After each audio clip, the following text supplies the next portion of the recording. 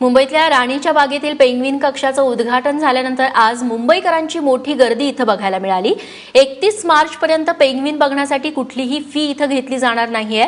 त्यामुळे सध्या लोक सहपरिवार पेंग्विन बघण्याचा आनंद लुटताना दिसतात। आज भर उन्हात देखील पेंग्विन बघण्यासाठी मुंबईकरांनी रांगा लावल्या। पेंग्विन सेंटरचं काल उद्घाटन झाल्यानंतर पेंग्विन सेंटरच्या बाहेर पेंग्विनला पाहण्यासाठी एक आपण बघतोय की शनिवार रविवारची सुट्टीचा वेळ साधत भली मोठी रांग आपण इथे लोकांची बघतोय। आज शनिवार रविवारची सुट्टी आहे, त्यामुळे पेंग्विनला बघण्यासाठी बच्चे कंपनी सुद्धा आपण बघतोय, त्यासोबत त्यांचे पालक सुद्धा इथे आलेले आहेत। त्यामुळे एक भली मोठी रांग तर आहेच।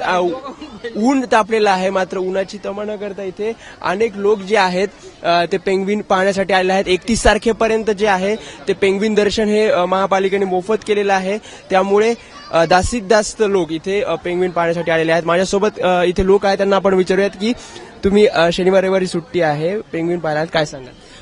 निश्चित आम्हाला आनंद होत आहे की उद्धव ठाकरे साहेबांनी म्हणजे भारतातली पहिली अशी महापालिका आहे की जिथे पेंग्विन दर्शन सर्वसामान्यांसाठी त्यांनी इथे म्हणजे आयोजित केलेलं आहे।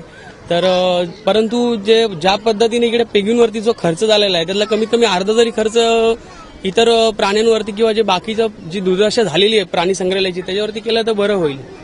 आणि जो रेट वगैरे ठेवलेला आहे त्याच्यावरती एकदा पुनर्विचार यांनी करावा असं सर्वसामान्यांना सगळ्यांनाच वाटतंय, कारण 100 रुपये खूप जास्त होत आहेत एक सर्वसामान्यांसाठी। त्यामुळे आपण बघतोय की जो रेट आहे 50 आणि 100 रुपये करणार असल्याचं सांगण्यात येते, मात्र तो दर जो आहे तो सर्वसामान्यांना परवडणार नसल्याचं इथल्या लोकांचं मत आहे। त्यामुळे त्या दरावर एक विचार करावा आणि योग्य तो निर्णय घ्यावा असं इथं लोकांचं मत आहे। कॅमेरामॅन अरविंद वारगे सोबत वेदांत नेब, एबीपी माझा, मुंबई।